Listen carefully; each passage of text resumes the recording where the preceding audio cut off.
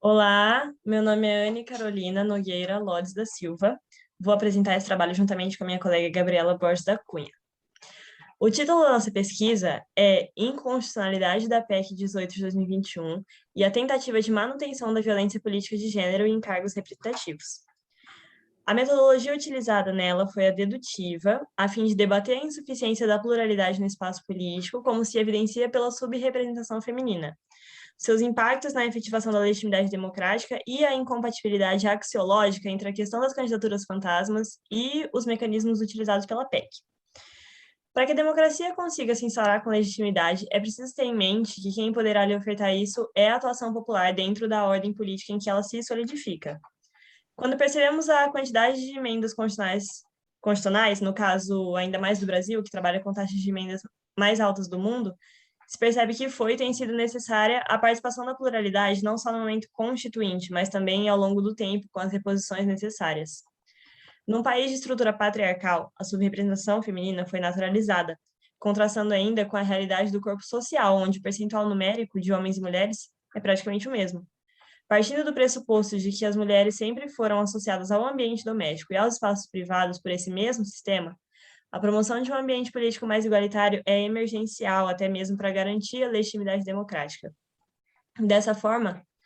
a Anne Phillips, por exemplo, explica que não é sobre suprimir a política de ideias, que é a política que predomina hoje, pela de presença, que estimula a integração feminina nos cargos da política, mas sim a complementação da primeira com a segunda, fazendo com que a arena pública seja ocupada de maneira mais proporcional a cada dia. A Lei nº 12.034 de 2009 caminha nessa direção, vez que pretende assegurar o mínimo de 30% de candidaturas de cada gênero. Todavia, a prescrição da referida lei não implica necessariamente em transformação social. Sempre que existe a tentativa de inserção da mulher em espaços que lhes foram negados anteriormente, acaba ocorrendo a resistência por parte de grupos que manipulam o poder social e desfrutam dos privilégios de ocupar essa posição. Assim, enquanto a lei cria estímulos de inserção, estímulo para a inserção feminina na política, também as bases sexistas criam dispositivos para burlar a intenção do legislador e manter as velhas práticas atuantes. Foi justamente nesse contexto que começaram a nascer as candidaturas fantasmas ou candidaturas laranjas, como também são chamadas. Termos que representam a candidatura das mulheres que apenas cederam seu nome para a utilização do partido e que nunca tiveram realmente vontade de pleitear o cargo e nem de serem eleitas. Em entrevista para o portal Gênero e Número, muitas mulheres relataram que apenas emprestaram seus nomes para que os partidos pudessem concorrer enquadrados nos 30% que a lei exige. Esse tipo de comportamento é crescente, pode ser analisado, por exemplo, a partir da quantidade de candidatas mulheres que recebem 0 voto, seja a nível nacional, estadual ou municipal, o que demonstra que elas não receberam nem o voto próprio, ou seja, definitivamente não estavam inseridas na disputa eleitoral. Em análise, as candidaturas fantasma mantêm a arena política como reduto masculino e são instrumentalizadas como boas garantidoras da eleição dos homens. Também ocorre simultaneamente a diferença de repasse de recursos para as candidatas mulheres, que recebem valores consideravelmente menores do que os homens, mostrando que nunca foi a intenção do partido elegê-las.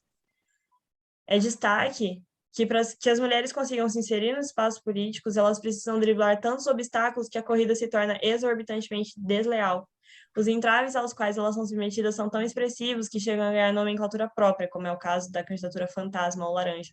quase que se instaurando numa entidade por si só. Eu passo agora a palavra para minha colega Gabriela, que vai finalizar a apresentação do nosso trabalho.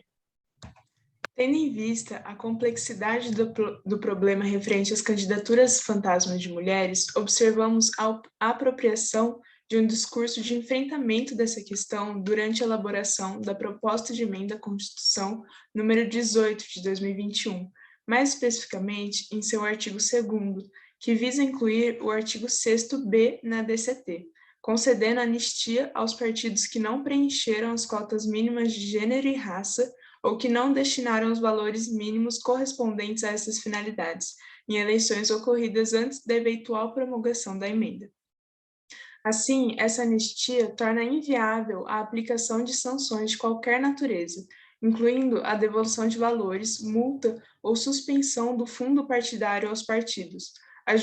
ajudando a consolidar um ideário de flexibilização no que diz respeito aos empenhos em prol de uma maior participação feminina em âmbito político, como aqueles materializados pelas cotas. Por isso, observando os riscos democráticos derivados da expansão das candidaturas fantasmas, como a satisfação com uma falsa ideia de representação, tem-se a PEC 18 de 2021 como incompatível em relação à questão que supostamente busca solucionar, vez que a maleabilidade por ela acarretada propicia o agravamento do discurso político cujos fundamentos vão de encontro com soluções inadequadas do sistema democrático, como a anistia de condutas que vão de encontro com a tendência de propagação da invisibilidade política feminina, agravando a violência política de gênero já presente no Brasil.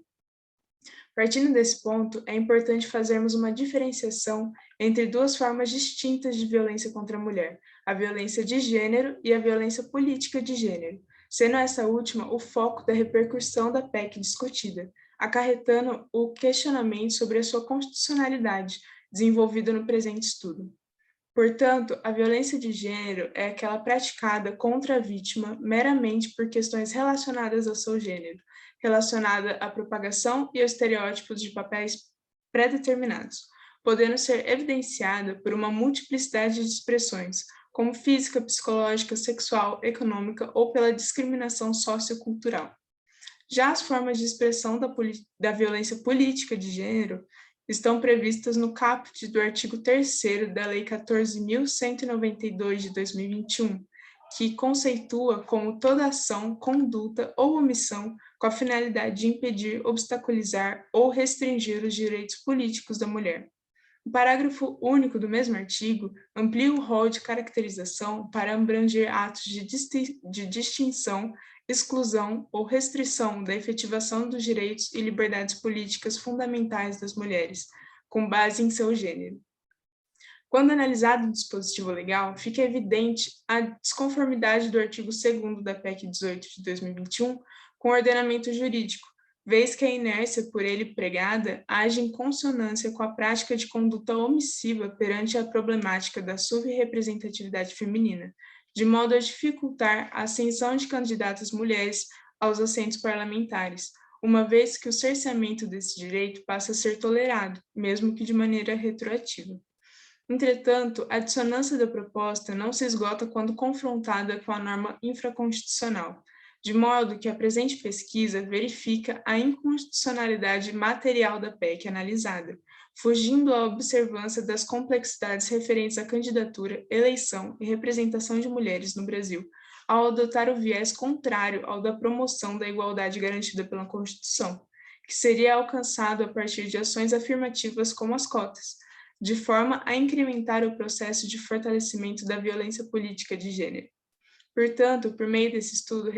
responde-se ao problema da presente pesquisa, ao concluir que, de fato, a PEC é inconstitucional por ofender à estrutura básica da Constituição de 1988, no que tange à tentativa de proteção e promoção da isonomia. Além disso, se faz de suma importância ressaltar as seguintes ponderações que permeiam a pesquisa. A pluralidade de ideias no parlamento é tão importante quanto a pluralidade de presença.